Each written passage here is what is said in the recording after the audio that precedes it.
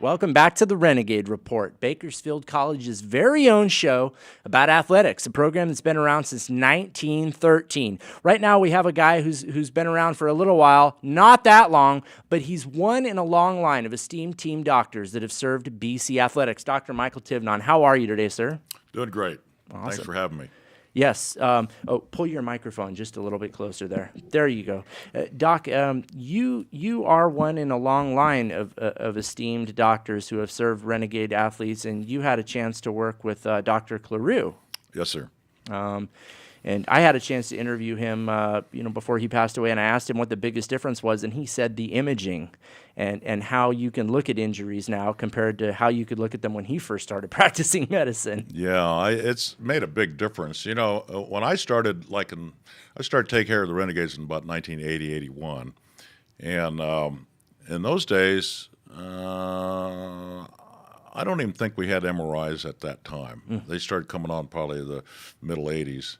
But it was, mostly by physical exam and x-rays and kind of going by the seat of your pants. And you had to develop better clinical skills on how to examine athletes. But the MRIs have taken a lot of guesswork out of it. That's certainly true. Now, does an MRI help you look at tissue injuries versus bone injuries? Yeah, if you have a bony injury, plain X-rays or a CAT scan are good.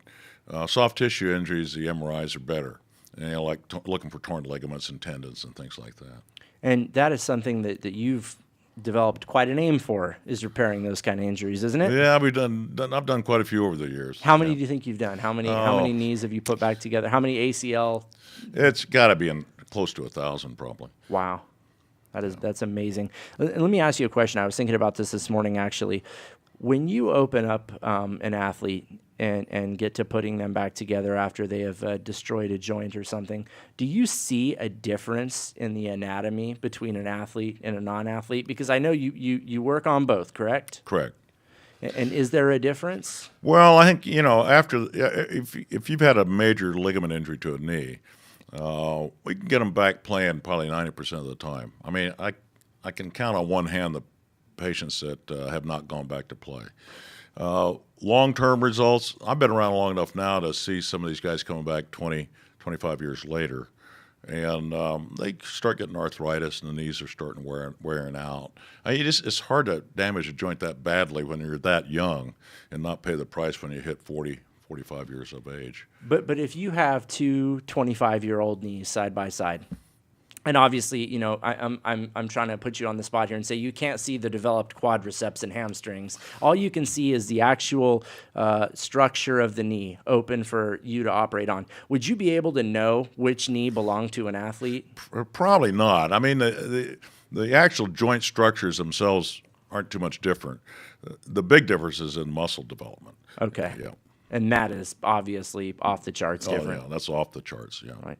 How have athletes physically changed since you became the team doctor in 1980 to present, to 2015, 25 years you've been with us? Well, I think they're probably better trained, probably more year-round conditioning and stuff. I mean, Renegades are getting ready now. I mean, they're starting to go and they work out pretty much year-round for strength training and stuff. So they're probably a little bit better conditioned athletes. It seems like they're these kids nowadays, even the high school guys are so much bigger than they were 15, 20 years ago, it seems like. What do you attribute that to? Is it better nutrition? Is it better understanding of? I don't know. Maybe it's breastfeeding. I don't know. Who knows? I was raised on formula, my generation, but all these young kids now are all breastfed. Maybe it makes them bigger. I don't know. I hope it does. All my children, I have a little boy right now. He's 17 months old, and he's still breastfeeding. And I say let him stay on as long as he wants to, Absolutely. because it's all downhill from there, right? Yeah, it's inexpensive, man. That is correct, Doc. It is. Now, you were recently inducted into the Elias Sports Hall of Fame. What did that mean to you? Oh, man, that was quite an honor. I mean, there's only 4 doctors in that thing, Dr. Claroux, Dr. Sheldon, Dr. Baker, and myself, and that's a pretty good group to be included with. I'll say. So, I was actually, I was kind of embarrassed by it. I mean, it's a tremendous group of athletes and sports figures in this community, and, to be included in that group is pretty humbling. Well, and I don't know if unless you've been to an Elias Sports Hall of Fame dinner, that was my first. Yeah. And I was absolutely stunned and shocked because, you were inducted on the same night as NFL quarterback David Carr. And when they start calling names of the alumni who are there, I mean, there's Olympians there. Oh, There are yeah. world-class athletes from every single sporting discipline, Yep. and they all came from here. So I can see why you were humbled. Tell us a little bit about some of the things you talked about that night. How did you get involved in sports medicine? What drove that passion for you? It's funny. I wanted to be a doctor since grade school. I mean, when I was a little kid, I wanted to be a doctor, and I came from kind of a lower middle class family. Didn't have much money or anything, and I think doctors, I thought, had respectability and people looked up to them. And I liked science, and I had good grades and stuff. I wasn't sure I could make it, but that was my career goal. Then as I got into medical training, you rotate on different specialties, and I kind of fit in better with the orthopedic guys. Just a lot of ex-jocks and big, strong guys. And you played sports. Yeah, I played in high school. Which high school? South High School. See, you are home cooked. I don't know Yeah. if everybody knows that. I wasn't born here, but I was raised here from about age of 2. No, you belong to us, though. You're a Bakersfield guy. Yeah, I'm a Bakersfield guy. So I went through Bakersfield City Schools and then South High and then Bakersfield College, and then I went to UCLA. But right, you didn't just serve as a team doctor, but you actually came through BC. Yes, sir. Yeah. And that was where, in all fairness, that's where your medical training began. Absolutely. I love Bakersfield College. My dad went there. I went there, and all 3 of my kids went there, and we all went on to higher degrees. But some of the best professors in college I had anywhere was at Bakersfield College, and some really great people. I still keep in touch with a lot of them that are still alive. Right, and you pursued what some would say is the most rigorous academic discipline. You got a medical doctorate. Yeah, it's not easy, but I graduated from South High in 1963. I didn't take any time off. I went to college, medical school, internship, residency. Got drafted right at the end of Vietnam. Went in the Air Force for 2 years. Oh, did you serve as a doctor in the military? Yeah, I was a major at Vandenberg Air Force Base. Oh, wow. And then I came back here in '78. So it took me 15 years from high school to get into practice.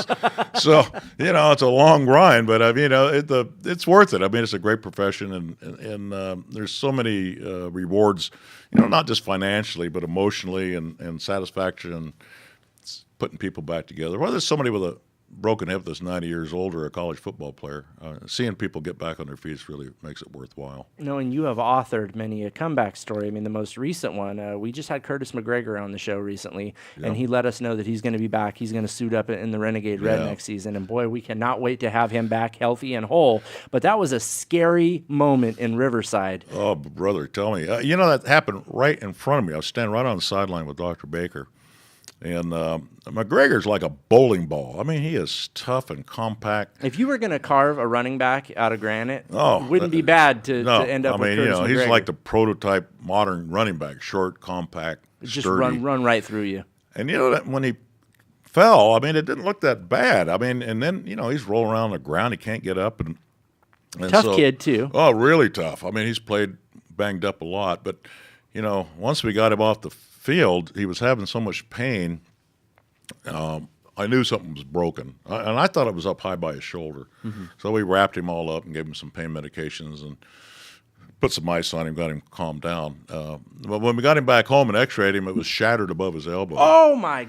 It was in about 4 pieces. So he was standing there watching a football game with his upper arm. Let me tell you, if he could have gone back in, he would have tried. But I mean, it was thank God we. But anyway, we operated on him and put a plate and about 15 screws in, and oh my God. And to do that surgery, you operate through the back of the arm, through the triceps muscle. Mm-hmm. And it's like I'm doing that surgery. And I thought there's got to be a bone in here somewhere.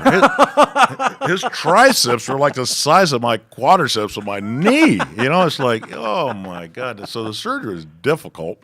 But we got him all back together, and honestly, he probably could have played in the last couple of games last year, but I didn't want to take the chance on him and ruin a year of eligibility. And sure. So Coach Silver, the running back coach, is real happy that Curtis is coming back this year. Well, I'll tell you, we are all very happy. He's a thrilling running back. We have Derek Vickers coming back, of course.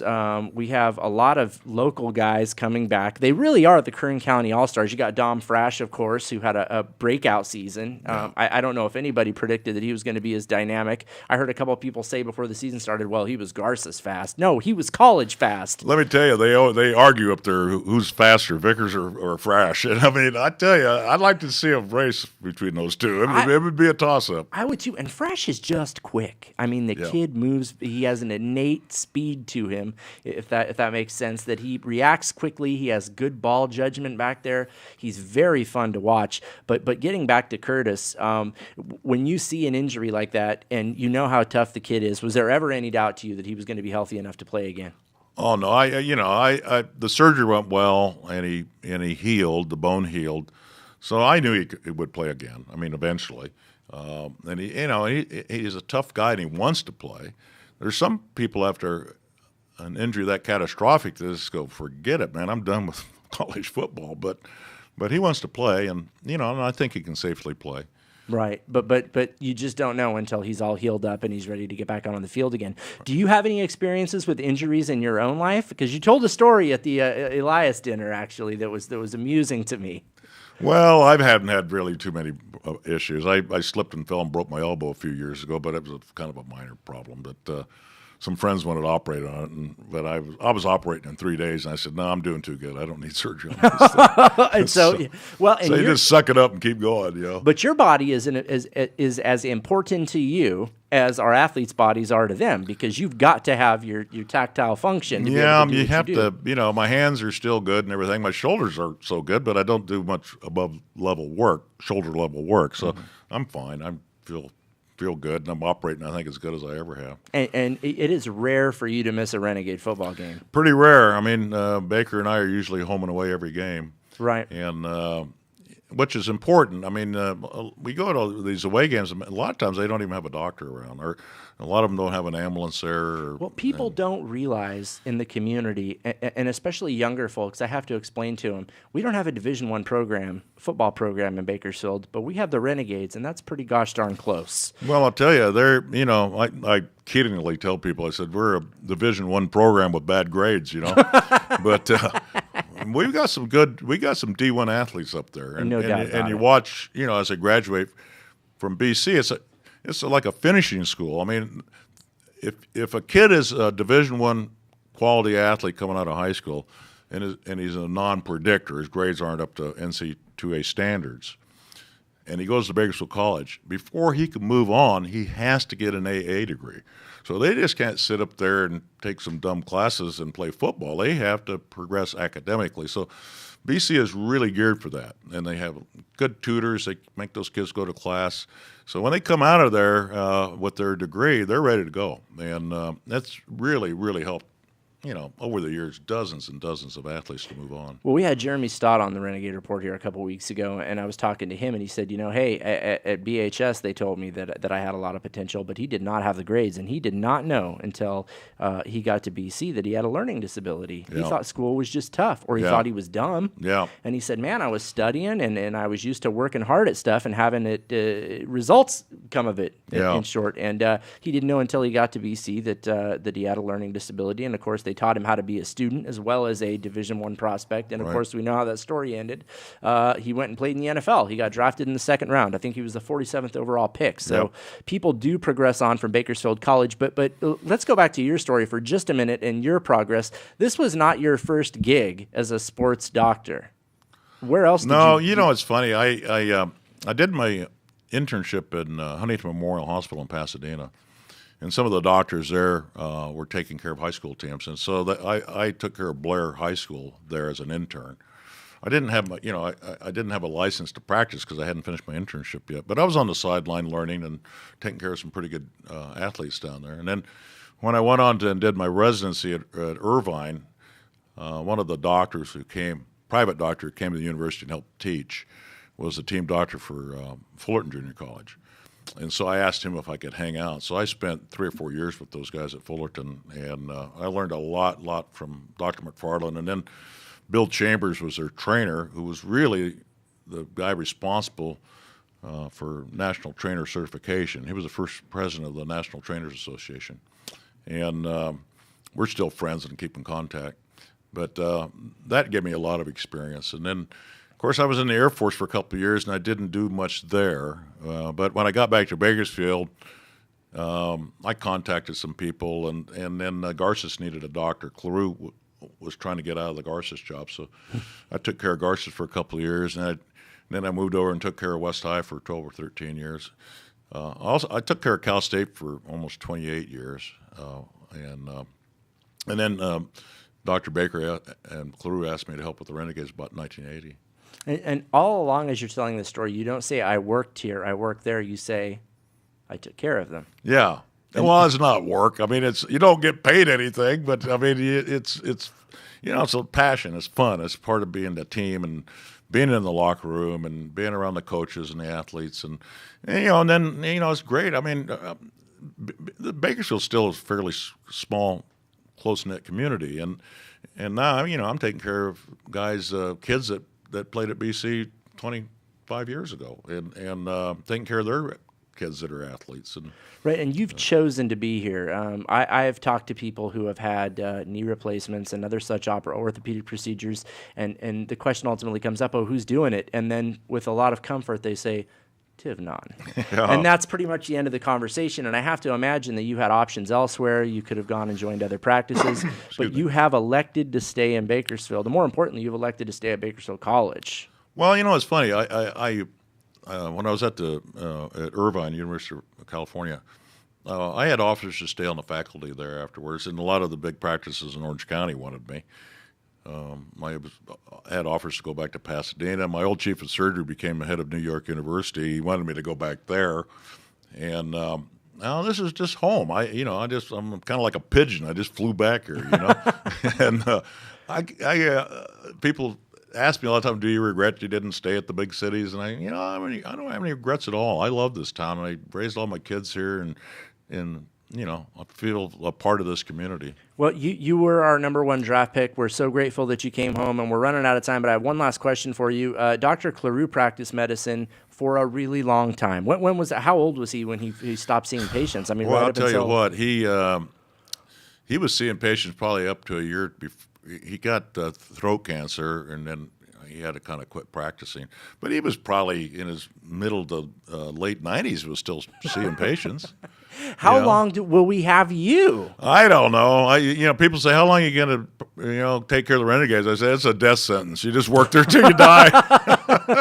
But you are open to training somebody else and bringing them up absolutely. into this tradition. We were talking about this not too long ago. I mean, the only doctors the Renegades have ever had were former Renegades, Claroux, Baker, myself. I mean, I don't know of any younger guys coming out now, any orthopedic guys around this town that are old BC guys. But so we might be the last of the line. We might have to bring in some young out-of-town guy. I don't know. Oh, I think Dr. Tivnon, I think you've thrown down the gauntlet. If you are a biology student at Bakersfield College, I think you need to give Dr. Tivnon a call, find out the recipe, the roadmap to success, and then come back here and shoot our Renegade athletes. Dr. Tivnon, it's been an absolute pleasure to speak with you. Thank you so much for your dedicated service to the Renegades. I hope to continue to see you on the sidelines for many years to come, and I can't wait to see Curtis McGregor take the field. Thank you very much. Awesome. Thank you, Dr. Tivnon. Right. Don't go anywhere. We have more Renegade action coming up next. We're going to hear from Gabby Morales, the assistant basketball coach of the Lady Gades, and we're also going to check out a very special award won by one of the men's basketball players. More fun coming up on the Renegade Report next.